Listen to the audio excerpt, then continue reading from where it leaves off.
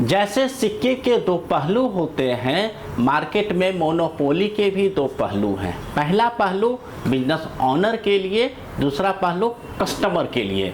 Business owner के लिए monopoly होने का मतलब है ज़्यादा प्रॉफिटेबिलिटी, ज़्यादा मार्जिन। वहीं पर कस्टमर को हो सकता है मोनोपोली मार्केट में वो सर्विसेज ना मिल सके। तो क्या आज के डेट में टेलीकॉम सेक्टर में भारत के कस्टमर को यही चीज फेस करना पड़ रहा है? मैं Manish Kumar Sinha cross business boundary में आपका स्वागत करता हूं।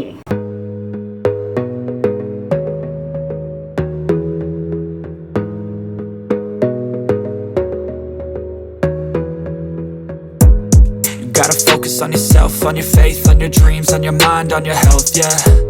You gotta work, never tell, keep your head down, find what you love. आज जब हम टेलीकॉम सेक्टर की बात करते हैं तो यहाँ पर हमें कुछ चीज़ों पर सवाल क्रिएट हो रहा है, जैसे कॉल ड्रॉप होना। ये एक आम बात हो गई है, बात करते करते कॉल ड्रॉप हो जाता है। कभी कभी नेटवर्क लॉस्ट हो जाना। जब हम कभी बेसमेंट में होते हैं तो लगता ही नहीं है, आवाज़ ब्रेक होके आता है। जब हम इंटरनेट पर कोई वीडियो सुनते हैं तो बफरिंग ज़्यादा समय होते रहती है। जब हम हाईवे पर या रोड पर कार से जा रहे हो तो वो सिग्नल बराबर नहीं आता है। और जो सबसे इम्पॉर्टेंट चीज़ है रिलेटेड टू योर पेमेंट, जहाँ पर अगर आपको 5 दिन या 10 दिन या 20 दिन के लिए सर्विसेज रोकनी चाहो तो आप नहीं कर सकते। इसका मतलब ये है कि आपको पूरे मंथ का पैसा देना है, चाहे आप वो सर्विस रिसीव करो या नहीं करो। इसके बाद जो भारत सरकार को भी सोचना था लेकिन नहीं सोचा, पहले मोबाइल कंपनी का जो साइकिल होता था वो 30 डेज का होता था, अब इसको रिड्यूस करके 28 डेज एक मंथ का कर दिया गया है। जब 3 मंथ की बात करते हैं तो 84 डेज का कर दिया गया है। इसका ये मतलब है कि अगर आप पहले जो 12 महीने में 12 रिचार्ज कराते थे, अब 12 महीने में आपको 13 रिचार्ज कराना पड़ता है। और ये सिर्फ एक मोबाइल कंपनी ने नहीं किया, पूरी कंपनी मिलके एक कार्टर बना ली है और उन सबों ने ये किया। अब आप जाओगे कहाँ? एयरटेल से जियो में, जियो से MTNL में या BSNL में या वोडाफोन में। इसके अलावा तो कोई सर्विसेज ही नहीं बची है। इस पर मुझे सरकार से सवाल ये पूछना है कि सब जगह अगर मंथली साइकिल 30 डेज का होता है, आपने 28 डेज क्यों किया? क्या ये आप जनता को सुविधा प्रदान कर रहे हो या अपना चंदा प्राप्त कर रहे हो? अब हम बात करेंगे कि टेलीकॉम सेक्टर में मोनोपोली कैसे क्रिएट हुआ। तो मैं आपको 1990 के आसपास का समय लेके जाना चाहता हूं, जहां पर हमारे पास सिर्फ बेसलाइन होता था और जब आप अप्लाई करते थे तो तकरीबन 1 से 2 साल या 3 साल का समय लगता था। कभी कभी तो ये होता था कि 4-4 साल में भी आपका टेलीफोन कनेक्शन नहीं मिलता था। ये धीरे धीरे समय गुजरता गया। छोटे शहरों में तो ये भी हो रहा था कि एक मोहल्ला में 2, 4 या 5 टेलीफोन कनेक्शन होते थे। लेकिन 1998 के बाद मोबाइल का क्रांति आता है और हर के हाथ में मोबाइल होना शुरुआत हो जाता है। जो फ़ोन घर पर एक टेबल पर रखा हुआ था वो कन्वर्ट होके आपके हाथों में आ जाता है, लेकिन प्राइस आपसे बहुत वसूला जाता है, क्योंकि एक नई टेक्नोलॉजी के नाम पर आपसे जो इनकमिंग आ रहा उसका भी 4 रुपया पर मिनट लिया जाता था और आप जो कॉल करते थे 16 रुपया पर मिनट लिया जा रहा था। ये 98 से 2003 तक ये समय चलता रहा। कभी थोड़ा सा प्राइस कम हुआ, थोड़ा सा ज़्यादा हुआ, लेकिन जब धीरू भाई अंबानी ने ये लॉन्च किया कर लो दुनिया मुट्ठी में, तब जाके ये प्राइस होता है।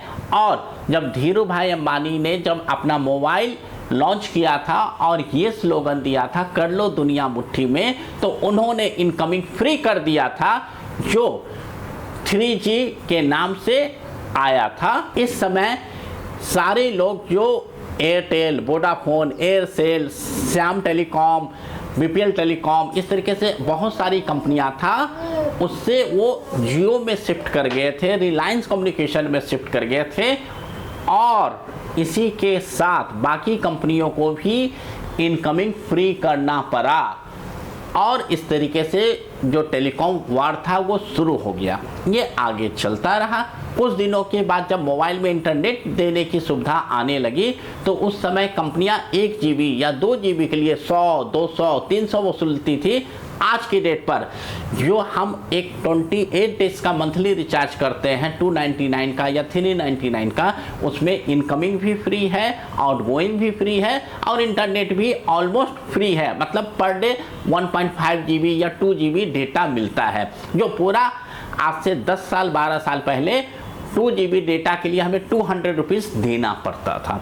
तो इस तरीके से ये मोबाइल की क्रांति चलती रही, लेकिन आज के डेट पर ये मोनोपोली क्रिएट हो चुका है। अभी 3 महीने पहले एक खबर आई जहां पर जियो और एयरटेल ने मिलके अपने प्राइसेस को इंक्रीज कर दिया। जो 299 का कॉस्टिंग था उसको बढ़ा दिया गया, जो 1699 का पूरे साल भर का था उसको 1999 कर दिया गया। मतलब हर प्लान को इंक्रीज कर दिया गया। तो अब कस्टमर करे क्या, या तो जियो से एयरटेल में जाएगा या बीएसएनएल में जाएगा, लेकिन हर जगह अगर प्राइस बढ़ा हुआ है तो हमारे और आपके पास कोई ऑप्शन नहीं बचता है। इसी समस्या को दूर करने के लिए आपके और हमारे सामने आ चुका है स्टारलिंक। स्टारलिंक क्या है? ये यूएसए की कंपनी है और इसके जो ऑनर हैं एलन मस्क है। एलन मस्क जिसको आपने ये जानते हो कि वो टेस्ला के ऑनर हैं, आप ये जानते हो जो पहले ट्विटर था वो एक्स के मालिक हैं, वही एलन मस्क अब स्टारलिंक के थ्रू पूरे वर्ल्ड में इंटरनेट सर्विसेज प्रोवाइड कर रहे हैं और इंडिया में जल्द ही आने वाले हैं। इसी चीज़ को देखते हुए जियो और एयरटेल ने आपस में कोलैबोरेट किया है और सरकार से गुजारिश कर रहे हैं कि स्टारलिंक को इंडिया में परमिशन नहीं दिया जाए, नहीं तो उनका धंधा चौपट हो जाएगा। तो अब स्टारलिंक क्या है, मैं इस पर कुछ बताना चाहूँगा। स्टारलिंक सैटेलाइट के थ्रू इंटरनेट प्रोवाइड करती है, जो जियो और रिलायंस ऑप्टिकल केबल के थ्रू या फाइबर केबल के थ्रू आपके घरों तक इंटरनेट आ रहा था, अब ये सैटेलाइट से आएगा। इसके क्या क्या फ़ायदे हैं वो आप समझ लीजिए। आप जो स्टारलिंक है आपको एक साथ 100 डिवाइस को कनेक्ट कर सकता है। इसमें बफरिंग जैसा कोई इशू नहीं आएगा क्योंकि ये डायरेक्ट सैटेलाइट से कनेक्टेड है। ये ज़्यादा गर्मी हो या बर्फ़ पड़ा हो कहीं से भी कोई नहीं आएगा क्योंकि आपका एंटीना छत के ऊपर रहेगा और उस एंटीना पर डायरेक्ट सैटेलाइट से रिसीव्ड होगा और आपके घर तक वो सर्विसेज आ जाएगी। इसके बाद जो सबसे इम्पॉर्टेंट चीज़ एलन मस्क ने किया है वो कहा है कि अगर आप 10 दिन 15 दिन 1 महीना के लिए आप सर्विस नहीं लेना चाहते हो तो आप उसे पॉज कर सकते हो और पैसे नहीं दोगे। वहीं पर इंडिया में जब आप कहते हो कि मैं 1000 के प्लान से रिड्यूस होकर 500 रुपये के प्लान पर आना चाहता हूँ, तो कंपनी कहती है नेक्स्ट बिलिंग साइकिल से आपका प्लान चेंज होगा। तो ये जो चीज़ है ये स्टारलिंक और एलन मस्क करने वाले हैं, जो हमारी सरकार भी नहीं कर सकी। जहां पर टेलीकॉम कंपनियां ने 30 डेज से रिड्यूस करके 28 डेज कर दिया। पिछले 4-5 सालों से इंफ्रास्ट्रक्चर बहुत ही ख़राब है, कॉल ड्रॉप हो रही है, नेटवर्क नहीं आता, बफरिंग नहीं आता। जो काम सरकार नहीं कर सकी, जो काम टेलीकॉम कंपनियां नहीं कर सकी, वो एक कंपटीटर जो यूएसए का है इंडियन लोगों के लिए अच्छे दिन लाने वाला है। लेकिन आपके और हमारे सामने एक सवाल है, क्या हम मेड इन इंडिया स्वदेशी या देशभक्ति के नाम पर इंडियन कंपनी जो हमें अच्छी सर्विसेज नहीं दे रही है हम उसी के साथ बने रहेंगे, या एलन मस्क जो बाहर की कंपनी है वो हमें अच्छी सर्विस, अच्छा इंफ्रास्ट्रक्चर, अच्छी कनेक्टिविटी दे रहा है, हम उसके साथ जाएंगे। स्टारलिंक अभी इंडिया में परमिटेबल नहीं है। जियो और एयरटेल ने गवर्नमेंट ऑफ इंडिया को बोला है कि इस कंपनी को इंडिया में आने के लिए ऑक्शन करना पड़ेगा, क्योंकि जो लाइसेंस फी हम देते हैं वही लाइसेंस फी इनको भी देना चाहिए। लेकिन गवर्नमेंट ऑफ इंडिया कहती है ये सैटेलाइट के थ्रू अंतरिक्ष से, स्पेस से आने वाली फ्रीक्वेंसी है, तो जो स्पेस है उसका हम ऑक्शन नहीं कर सकते हैं, एलोकेशन करेंगे। तो एलोकेशन का मतलब है कि आपको बहुत ज़्यादा फी नहीं देना पड़ेगा, जो गवर्नमेंट एक बार फी डिसाइड कर लेंगे। इसी खतरा को देखते हुए जियो और एयरटेल ने दोनों ने मिलकर सैटेलाइट सर्विस लॉन्च करने का सोच रहे हैं, लेकिन इनका अपना सैटेलाइट नहीं है। ये दूसरे कंपनी के साथ टाई अप किए हैं, जहां पर सैटेलाइट दूसरे कंपनी का होगा और इंटरनेट सर्विसेज आएगी। लेकिन एलन मस्क खुद की टेलीकॉम कंपनी, खुद का सैटेलाइट, खुद का रॉकेट लॉन्चर और सर्विसेज आपके लिए। तो देखते हैं ये लड़ाई कितना दूर तक जाता है। और ये वीडियो अगर आपको अच्छा लगा हो तो आप लोगों के साथ कनेक्ट करें, हमारे चैनल को सब्सक्राइब करें और नेक्स्ट वीडियो का इंतज़ार करें। तो क्या टेलीकॉम में एक नया शुरुआत, सुनहरे दिन आने वाले हैं, मोनोपोली ख़त्म होने वाला है, या फिर से वही ढाक के 3-5? जब तक दोस्तों, नमस्कार। Audio Jungle.